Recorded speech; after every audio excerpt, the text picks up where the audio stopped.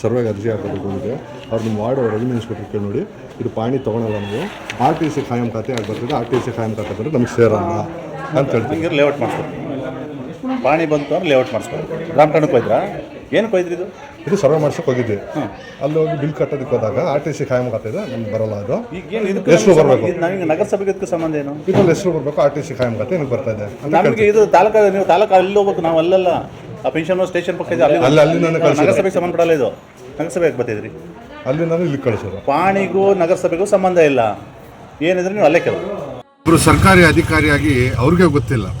ನಗರಸಭೆಗೆ ಹೋಗಿ ಅಂತ ಹೇಳಿದ್ರು, ನಗರಸಭೆಗೆ ಬಂದ್ವಿ, ನಗರಸಭೆ ಬಂದು ಕೇಳಿದ್ರೆ ಅವ್ರು ಅಲ್ಲಿಗೆ ಹೋಗಿ ಅಂತಾರೆ.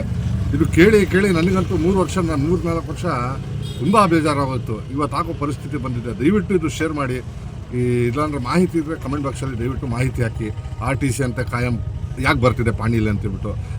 ಸರ್ಕಾರಿ ಅಧಿಕಾರಿಗಳಂತೂ ಗೊತ್ತಿಲ್ಲ. ದಯವಿಟ್ಟು ತಮಗೆ ಗೊತ್ತು.